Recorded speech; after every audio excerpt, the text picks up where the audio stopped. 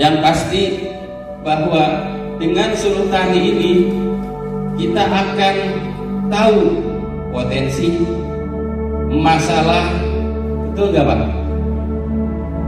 Bahkan bahasa kalau bisnisnya Pak, closing itu nomor satu Pak, betul. Nah, bagaimana closing petani?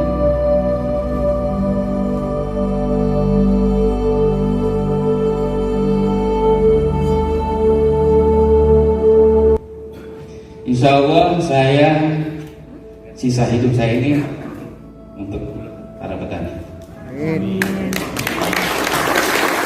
Artinya Pak, bagi saya tidak ada rahasia buat saya, buat petani, apalagi ini untuk kemakmuran Indonesia yang jangan sampai terpuruk kembali. Jadi jangan sampai kita diimpor terus Pak ya.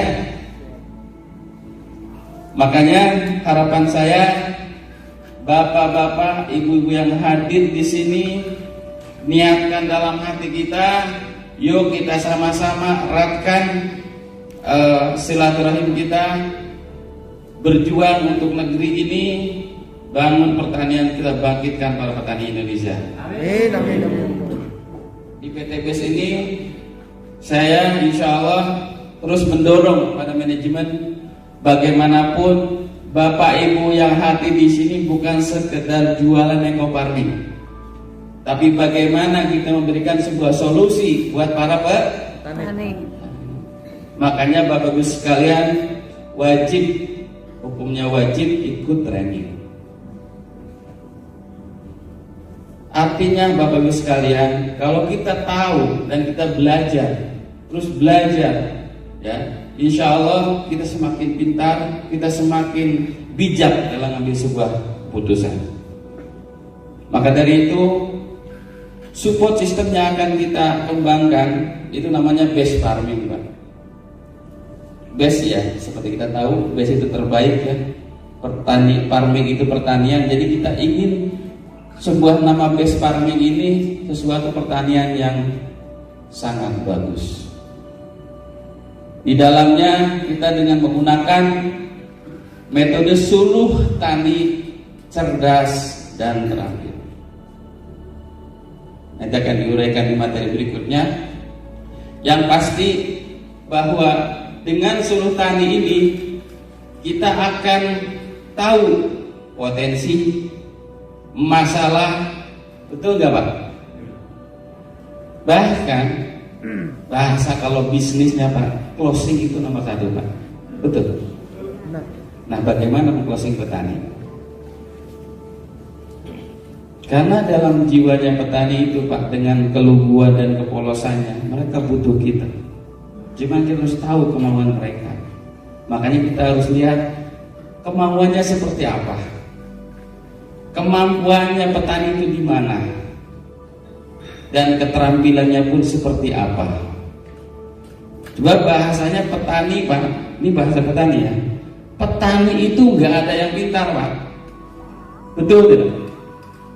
Terus belajar dan belajar. Makanya kita harus sebagai mitra PTBS khususnya, kita harus tahu karakter mereka, bagaimana mempelajari hidup mereka. Mereka berjuang separuh hidupnya untuk keluarga, termasuk buat negeri kita. Bayangkan Bapak Ibu sekalian, kalau para petani tidak bertani, tidak tanam padi, kita mau makan apa? Kebetulan di sini ada yang petani juga ya Bapak Ibu sekalian. Petani ada pahlawan pangan Bapak Ibu sekalian. Bahkan Pak Presiden Bung Karno mengatakan petani itu sebagai penyangga negara. Tidak ada petani, negara bisa hancur. Percaya atau tidak Pak? Tentara saja tidak makan loyo Pak. Betul Pak, betul? Nah, inilah perjuangan petani harus kita perjuangkan supaya mereka sejahtera. Endingnya kita berjuang di sini, selain kita menjadikan petani itu menjadi pengusaha tani, termasuk kita bagian dari di dalamnya sebagai pendamping nantinya. Bapak Ibu sekalian, saya yakin punya pendamping hidup kan? Pentingnya pendamping di sini, Pak. Makanya petani juga perlu kita dampingi. Masalah yang banyak di lapangan itu harus kita juga sikapi dengan baik. Berikan sebuah solusi terbaik buat mereka. Memperkenalkan produk yang insya Allah luar biasa ini buat para petani. Dimana visinya adalah kita mengembangkan potensi pertanian yang ada di lingkungan kita, di daerah kita, menjadi sebuah pertanian yang membanggakan. Bagaimana kita membangun jaringan bisnis ini, Pak, terutama dengan para petani, berikan sebuah solusi juga. Kalau petani tidak ada yang pintar, semuanya belajar, maka kita wajib, khususnya para mitra PTBS ini, ikuti pelatihan seperti ini. Bersertifikat, Pak ya. Artinya Bapak Ibu sekalian, mungkin ketemu petani Bapak bingung, Bapak petani bukan, atau Bapak dari dinas pertanian atau bukan. Karena biasanya yang memasarkan pupuk kali tidak orang yang memahami pupuk, betul nggak? Bapak merasa nggak hari ini paham tentang pupuk? Belum banyak tahu, Pak ya. Insya Allah kesempatan ini sangat baik. Nanti Bapak akan terbuka bagaimana kita harus menawarkan pupuk itu, dari mana mulainya, dan harus apa yang ditawarkan. Jadi bagi para petani kuncinya apa, Pak? Kita ini harus tahu dulu mereka itu sedang apa dan apa yang dipikirkan. Nih Pak, kalau orang lagi pusing, ya lagi banyak masalah, ditawarin apa-apa juga nggak mau, makan aja nggak mau, betul nggak? Suluh tani itu kita memberikan sebuah pencerahan atau penerangan kepada para petani kita. Jadi kalau saran saya, Bapak Ibu sekalian, jangan dulu dikeluarin produk belakangan. Kita juga di sini perlu pencerahan dulu. Kalau dengan petani kita harus tanya dulu, Pak, ada masalah apa? Itu dulu, Pak. Lalu diurai di situ. Bapak jadi pendengar dulu aja. Masalah itu apa? Saya yakin masalah tidak ada yang tidak selesai kalau kita tahu itu masalah.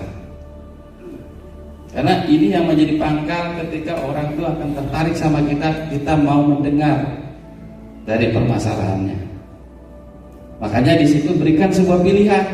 Misalnya, Pak, tanaman saya kok nggak bagus terus, Pak, hasilnya kok jelek terus, Pak, harus bagaimana, Pak? Dengerin dulu aja. Terus Bapak pakai pupuknya apa? Boleh tanya lah. Seakan-akan kita berdialog dengan mereka dulu, dengerin dulu, nanti setelah itu baru Bapak bisa berikan. Petani yang hebat bukan petani yang banyak berdebat, Pak. Tapi petani yang hebat adalah petani yang mau mencoba sesuatu yang baru. Ingat, Pak, di kampung-kampung kadang-kadang petani zaman dulu, dari dulu nih, dikenalkan urea itu lari, Pak. Zaman dulu tahun 60-an. Mungkin kayak kita ya. Kenapa? Petani itu sulit menerima sesuatu yang baru. Makanya petani yang hebat adalah petani yang mau menerima sesuatu yang baru. Dan dia pahamkan dulu. Berikan sebuah pilihan terbaik bahwa Suluh Tani ini memberikan sebuah harapan ataupun membuat sebuah arahan yang tadinya petani itu tidak mau menjadi yang tadinya tidak mampu menjadi.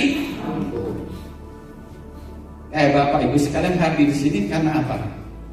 Kemauan Bapak pengen belajar, betul?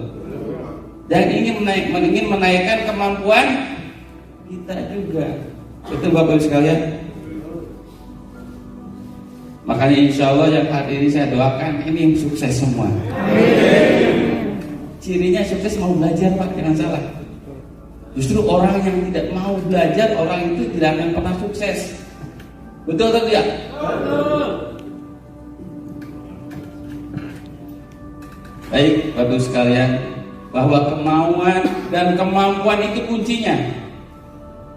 Nah, yang terpenting bagaimana pemahaman berikutnya, membuat mindset para petani itu yang tadinya dia hanya berputar dan terus berputar dengan masalah, diurai sedikit demi sedikit sebuah solusi-solusi yang akan menjadikan mereka sejahtera.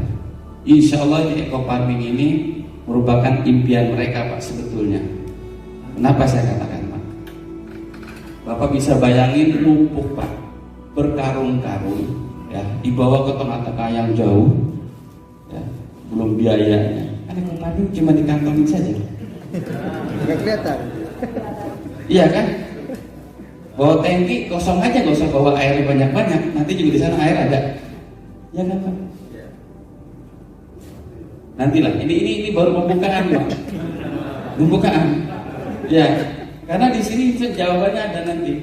Nah, dan bagi petani itu Pak, bukti itu harga mati Pak. Jadi kalau buktinya tidak ada, Bapak ngomong apapun tidak benar. Nggak ngefek. Betul gak Pak? Betul. Makanya pembuktian itu harus melalui prosedur. Gimana caranya? Nanti saya akan bahas di sini. Ya. Bimbingan teknis penting. Yang keduanya yaitu berkaitan dengan pengujian. Jadi jangan kita tawarin Pak. Ini pupuk eco farming bagus Pak. Pokoknya luar biasa Pak. Oh, pokoknya keluar semua lah yang sudah bagusnya. Kata petani itu, bagus dari mana? Belum ada buktinya. Ibu petani bukan? Bukan apalah. Bapak petani bukan? Bukan Pak. Saya menjadi ojek. Ya gimana mau percaya? Yang nawarinya tukang ojek, ibu-ibu pengajian. Maaf ya Pak ya, bukan merendahkan Pak. Jadi artinya kita minimal nih, saya berharap nih di training ke depan Pak ya. Nanti kita akan entah 3 bulan, entah 2 bulan. Mestinya nih pulang bawa oleh-oleh dalam bentuk apa Pak? Praktek. Saya biasanya di training sebelumnya itu ada bibit entah bayam, entah cabai, entah apa. Nanti pulang praktek Pak. Bapak akan merasakan makan kangkung habis tanam sendiri, bahkan dipanen sendiri, dimasak sendiri, enak luar biasa. Nah, selama ini Bapak Ibu sekalian kalau makan mesti beli kan di pasar, ya kan? Betul Bu, ya. Nanti Bapak di rumah punya kebun cabai walaupun cuma 5 batang, punya misalnya timun atau silakan yang Bapak suka aja, lalap-lalapan. Jadi minimal buat masa karir itu namanya ketahanan pangan keluarga. Kira-kira udah pulang dari sini mau praktek nggak? Langsung praktek. Awas loh ya, janji loh ya. Janji. Ini penting Pak. Pembuktian itu jangan kata orang lain. Kita sendiri praktek. Ini penting Pak. Bapak Depok mau sendiri boleh, mau kerjasama dengan petani juga silakan. Tapi tolong kalau Depok ya jangan suruh beli dulu ya. Kasihan, udah mau suruh beli lagi. Udah, kalau menurut saya Bapak sedekah aja. Insya Allah kalau usaha dibarengi sedekah berkah. Percaya tidak? Artinya ke petani nih, Bapak mau sedekah 1 tutup boleh, mau 1 hektar 10 tutup lebih bagus. Minimalnya 1 tangki lah. Semprot contoh gitu kan? Iya Pak. Saya punya mitra di Sulawesi, kemana-mana dibawa tangki Pak. Benar. Buat tangki semprot, bawa larutan biang eco farming kemana-mana. Begitu melihat ada pohon apa aja, iya kan? Ada orang yang Pak sebentar kayak boleh coba ya, saya semprot dulu Pak ya. Ntar minggu depan saya sini lagi. Ternyata itu berhasil. Siapa yang nggak mau menolak kalau kita mau ngasih? Betul nggak? Kita kalau ngasih itu kan terlalu berat ya. Tapi 1 tangki paling berapa cc kan? Kita praktekkan. Terus kita besok, ini karena eco farming ini tidak perlu lama Pak. 5 sampai seminggu itu udah kelihatan hasilnya. Betul nggak? Betul. Ya kan? Makanya kita praktek yang itu aja, simpel-simpel aja. Kecuali kalau Bapak mau prakteknya dari A sampai Z. Maksudnya itu dari mulai olah tanah, apa itu lagi ceritanya. Jadi Bapak Ibu sekalian, namanya penyuluh itu tidak harus dari dinas saja Pak. Karena Bapak kenal PPL ya. Nah, Bapak ini sama. Cuman istilahnya kita sepakati nanti. Apakah PPL, kalau PPL kan sama ya. Kalau PPL di undang-undang Pak, ada penyuluh pemerintah, ada penyuluh swasta, ada penyuluh swadaya. Kita mau kelas di mana? Bedanya kalau penyuluh pemerintah ada gajinya, bulanan. Penyuluh swasta ada ributnya, Pajero dan Botsuri. Swasta Pak, kenapa? Karena kita kan bergerak di usaha, ya. Artinya di luar pemerintahan lah ya, kayak PTBS ini. Dan kalau yang swadaya itu dia petani yang memang dia menyuluhkan kepada teman-temannya. Nah kita posisinya insya Allah jadi pengusaha tani, ada jadi penyuluh swasta. Nanti tinggal istilahnya base farming atau apa namanya. Yang pasti di sini penyuluh di daerah itu penting Pak.